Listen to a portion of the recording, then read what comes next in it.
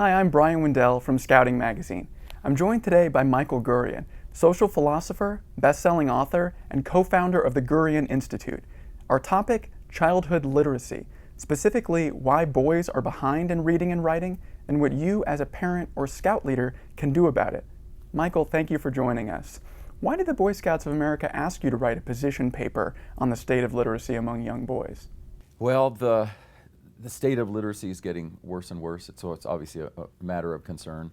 It's a matter of concern throughout the industrialized world. In the U.S., boys are, like the rest of the world, boys are about a year and a half behind girls on average in literacy. So that's language arts, reading, writing.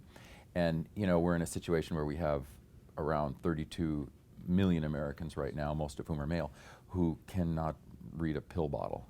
What are the consequences of a lack of reading skills among boys? Three big ones. One, it's going to affect the future workplace. So if he can't read and write well, he'll be able to get by, but if he can't read and write well, he's going to, gradually have to pull out of things that are going to help him perform, advance, be a success. And that's going to affect everything, family life, everything. So a lot of ripples off that one.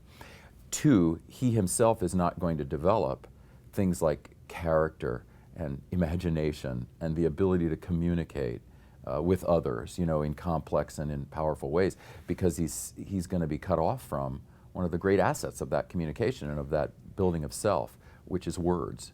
And we're human beings, we're highly dependent on words. A third one that's going to be immediate is we're going to start seeing that he's going to fall behind in school. So this is going to start young, these consequences. And quite often by 7th or 8th grade, he'll be saying things like, I hate school, it's not for me, it's irrelevant, and defiant. And we won't realize that some of that is because he feels like such a failure in the literacy platform of schools, because every school is set up on a literacy platform. You got to be good with words, and he feels like such a failure. So really, all through life will be consequences. And going back to scouting, where does the scout volunteer come in as a mentor for reading? Yeah, I definitely see scouting as second family, as the nurturing, as a nurturing family. So I would love to see books brought in, more. I mean, obviously, Boys Life, I think we'll probably talk about it. Boys Life is great because it gets boys, so it's got the comics and the graphics and the jokes and the adventures and the heroes, and that's what they need, that's what they want. So it's got that. I would love to see it. Everyone reading aloud, dramatizing plays somehow. That's a way that we increase literacy in males. We have a lot of good science-based data on that. Get them to write scripts and do plays. That can be done around a campfire. There's a lot of ways in which they can bring that in. And I'm really glad Scouting is doing this, because I would love to see, professional development or training support for scout leaders, which is what they'll need, because they really will need some training in how to do it. Otherwise, they'll say, what a great idea. And then, they don't really know much about it, so they won't. So hopefully they'll get that, and then they'll be given a bunch of tools, and they can just institute those tools in, like the kids who are reluctant readers, give them a buddy who's going to help them. And the scout leader becomes a sort of mentor to that system. Talk about the leaders who aren't yet trained. How do they identify a kid who's not a reader? Of course, first to have everyone read. I suppose they'd have to see, where everyone is at. And the one that refuses, probably feels like a failure already, is probably having trouble. Or he may have a disability, which they want to be sensitive to. So it would be instituting something whereby once a week or once a month or whenever it is, it's going to be a reading time. It's going to be something heroic like Harry Potter or Boy's Life or something like that, and then assessing the levels there, just intuitively assessing what are the levels of all these readers and seeing the ones who are having trouble. Is there a specific age where an adult should be worried that a kid isn't reading yet? Is there a magic age? Remembering the brain development differences, males do mature more slowly than females, and a lot of the circuitry for verbals, which is reading, writing, speaking, develop later. So parents ought not worry if a 4-year-old boy isn't reading or a 5-year-old boy isn't reading yet. Could well be within the range of normal. In fact, could still well be within the range of normal for a 6-year-old not to be that great at it.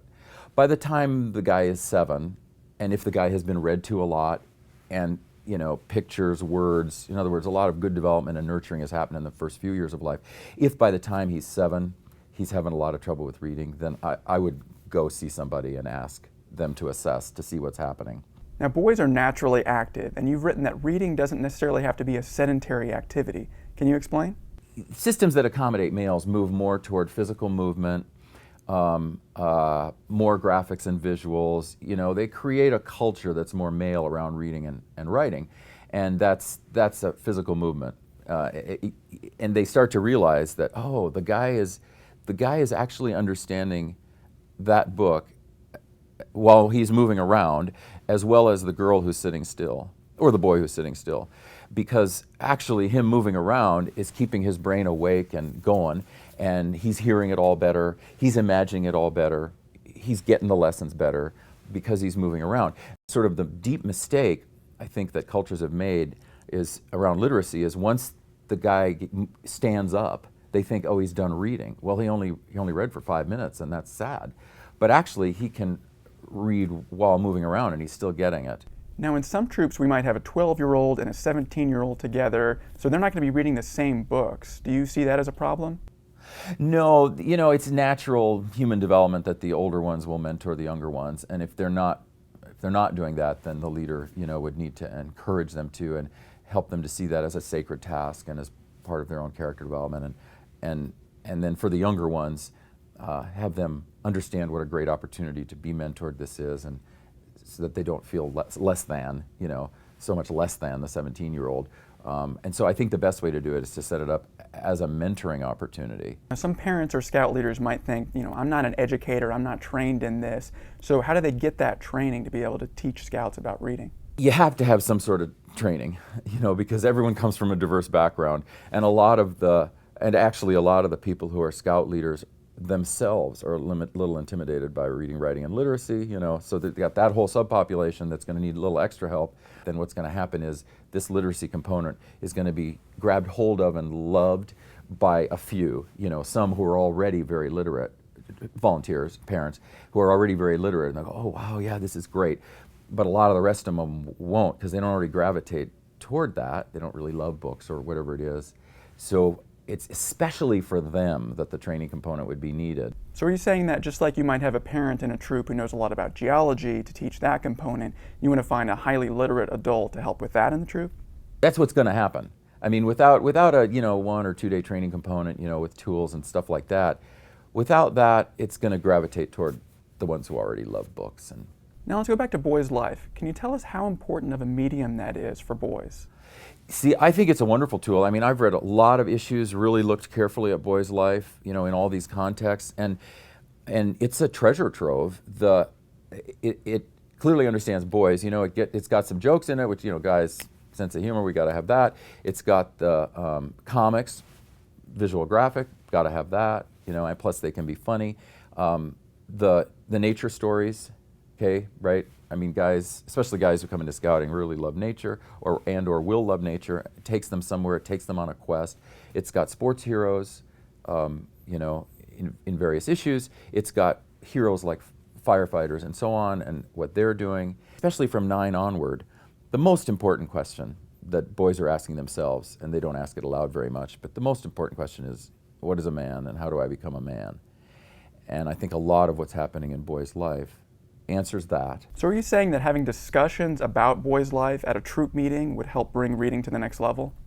Well, yeah, because boys' life is already, you know, it's already merged with Boy Scouts, and so I think boys' life is probably a great template for it, because people can, you know, the volunteers can order it, everyone can order it, it's already in the system, the parents can order it, they can read it with their son, the leaders can integrate it into a camp meeting, you know, and then they can, as they're able, they can carry on these sort of deeper discussions in the ways that guys do that, which is not by talking it out a lot, but by telling a story and asking for a story back. And Boys' Life has a lot of good stories. Michael, what's the overall takeaway for parents of boys who can't read? What turns this around? It's gonna probably be read more and have the kids read aloud more. I mean, you can never do that enough, really, you know, so half an hour a day as the kids are coming up, half an hour a day is probably a smart rule of thumb for everybody. Make sure that boys aren't spending so much time with the visual graphics which is going to be video games, TV, screen time. Make sure they're not spending so much time with that they're not doing reading, or even writing, or homework that's about reading or writing. We got to leverage those two things. So a big broad tip for people is going to be leverage that. America and the Boy Scouts of America have so many different diverse cultures. How will this affect literacy long term? New immigrant kids, if their parents don't speak any English at all, okay, they're going to need to find a mentor or a set of mentors who speaks English, who can help them. They're going to need to watch TV with subtitles or watch movies with subtitles, so that they can learn. That's a really great thing for new immigrant learners. Watch with subtitles, because you've got the pictures, right? So the picture is keeping us, and then here are the words, and match the pictures with the words. Now, a lot of boys out there, they think reading isn't cool, and they're convinced of their own incompetence. So how do you help turn that around? Well, that's going to be developmental over the time. We first certainly have to start out, it's all going to initially be based on, I'm reading to you and then you're reading back to me. I mean, that's that kind of one-on-one, half hour a day, practice is going to be key. It's going to be the underpinning. And then the one-on-one mentoring as the kids get older in the scout troop, the dialogue, the discussions in the scout troop, the reading aloud. So walk us through how the literacy gap comes into play with boys who have mainly female teachers. The school systems as they operate now, and I'll just pick the U.S., although we have this all over the industrialized world, but the school systems as they operate now, K through 6 is 90% female teachers, right? Wonderful people, they're wonderful. So it's not on them, but they walk into a classroom not having any information about how the male brain learns. In a classroom of 25, and let's say it's co-ed, in a classroom of 25, we find 3 to 4 boys at the younger age, then it grows to 4 to 5 boys as they get to 5th, 6th grade, and maybe 1 girl or 1 or 2 girls who are falling behind. So it's double or more boys, and it's very much because the literacy platform, right? The female teacher is teaching from a literacy platform. She's talking a lot. That's intuitive for her. That's how she's set up. And then as they age, these 4 or 5 boys you're talking about in each class, they aren't going to college, is that right? Not every boy or girl is going to go to college. And we wish they would, because they'll make a better living later, statistically, but they're not going to. So let's get them directed from 16 on toward what all our ancestors were involved in, which was the master-apprentice relationship for males. And then for boys who aren't on track for college, Scouting has a lot of these vocational merit badges. Can you talk about that a little bit? That's a great thing about Scouting. Scouting is like a step ahead and is accommodating and understanding. And those merit badges, like welding and robotics, those are things these guys can get behind, even if they're not going to go on the college track. So yeah, that's a wonderful thing. And we've talked a lot today about boys who are at the beginning of their life, but then let's go to the other end of the spectrum. I want to hear about your new book due out this summer called The Wonder of Aging. Yeah, now that's in a different category. I've written a number of books with wonder of in the title because I'm a very positive person, I think, and because I always like to see how we can uplift and how we can get deep into the science and deep into the self, and then find the positive course. And I've been interested for a long time in aging and in gender and aging. And so it started from that, and I thought, I want to really explore this. And I could see that we're just kind of cold old people. I mean, we're not being shown what are the stages of life we're living from 50 onward. We're like middle-aged and then we're old. So this was many years in the making, this book, The Wonder of Aging, and I've ended up dividing aging, looking at brain development, and dividing aging into 3 stages. The age of transformation, which is about 50 to about 65, the age of distinction, 65 to 80, and then the age of completion, which is 80 onward. Yeah, I'm very excited about that. I hope people will look at aging kind of soulfully and in a different way. Our thanks to Michael Gurian for joining us today. To learn more about his research and read his books, go to michaelgurian.com. And for our complete interview, go to scoutingmagazine.org or check out your May-June 2013 issue of Scouting Magazine.